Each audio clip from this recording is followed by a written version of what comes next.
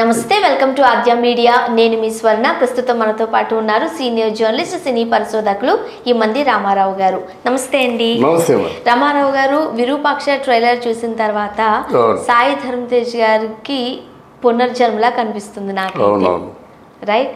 అంటే ఏదైతే తను ఇంతవరకు ఒకలాంటి స్ట్రగుల్ పడ్డారో, తనకి ఉన్న సినిమా పట్ల ఉన్న ప్యాషన్ని నేను ఇది అని చూపించే విధంగా మనం అందరం ముందుకు మరొకసారి వెండి తెర మీద కనిపించబోతున్నట్టుగా అనిపిస్తోంది. మీరేం చెప్తారు? సాయి ధరమ్ తేజ్ నిజంగా మృత్యుంజయుడు. ఆయనకి మళ్ళీ పునర్జన్మ కింద లెక్కేది.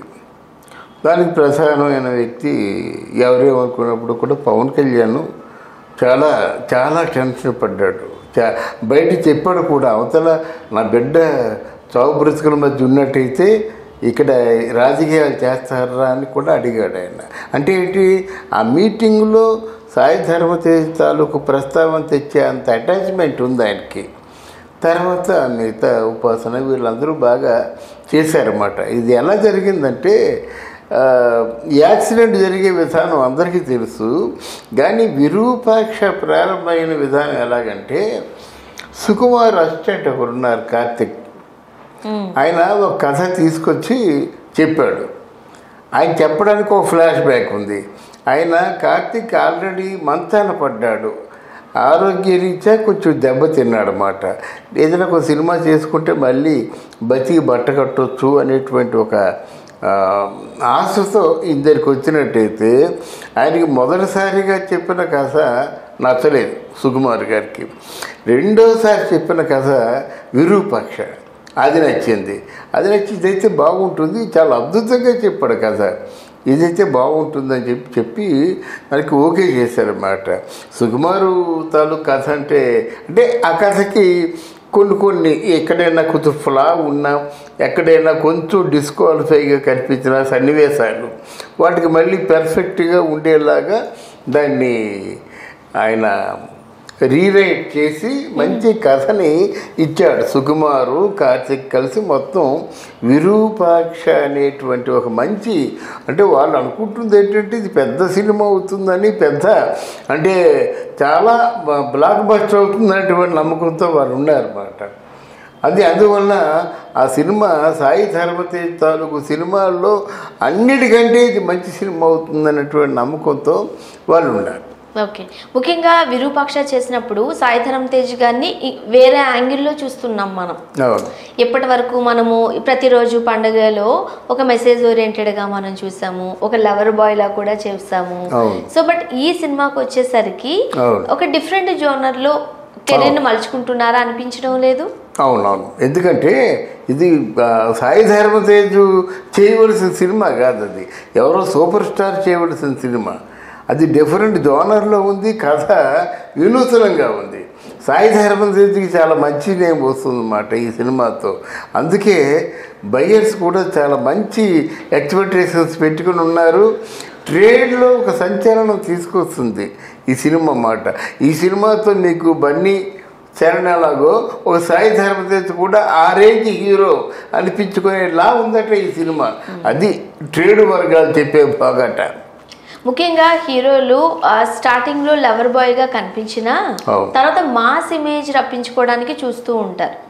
ఓకే, ఆ ప్రయత్నంలో భాగమే ఇది అని అనుకోవచ్చా మనము? అంటే ఇక్కడ హీరోయిన్ కంటే హీరో ఓరియంటేషన్ ఎక్కువగా ఉందని నా ఉద్దేశం.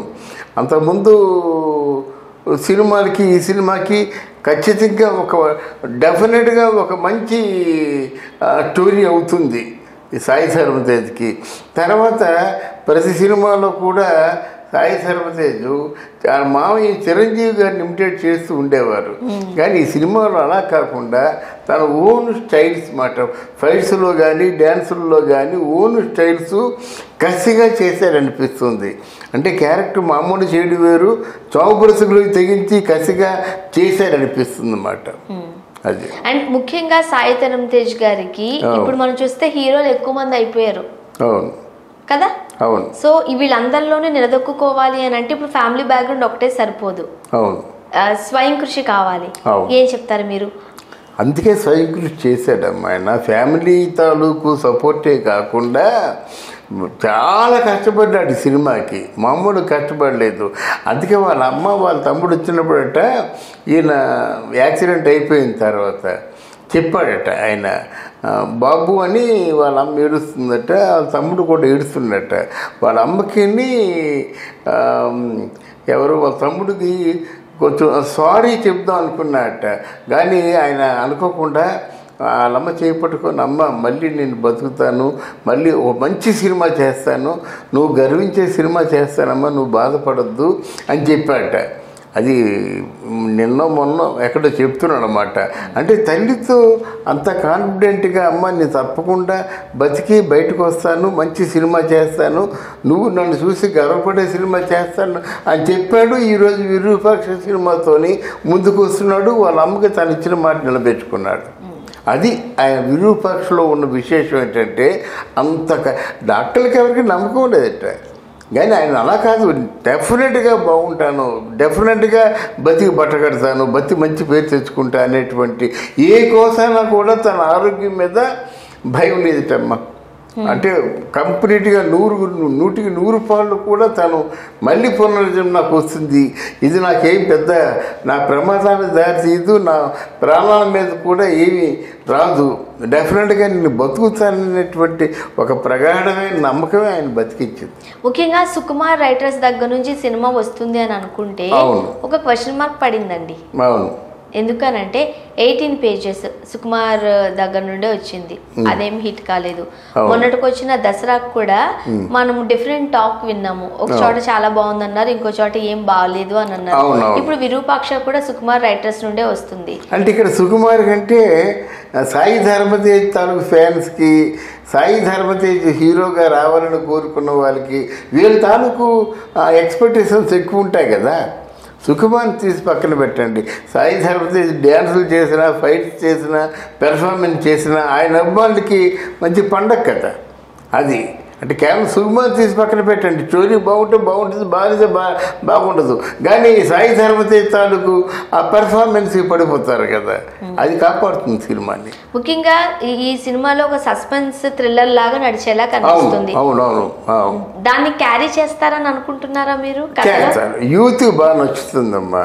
పూర్వం అయితే ఈ సస్పెన్స్ థ్రిల్లర్, కొంచెం హారరు, వీడి జోలికి ఎవరు వెళ్ళేవారు కాదు. సస్పెన్స్లు కానీ హారర్ కానీ చేసినట్టయితే చాలరా అనుకునేవారు. ఇప్పుడు అలా కాదు, కొంచెం జనం తాలూకు ట్రెండ్ మారింది. సస్పెన్స్ని చూస్తున్నారు, హారర్ని చూస్తున్నారు, కనుక let us hope the best. తప్పకుండా చూస్తారని మనం నమ్ముదాం. Thank you so much. Thank you అమ్మా, థ్యాంక్ యూ వెరీ మచ్.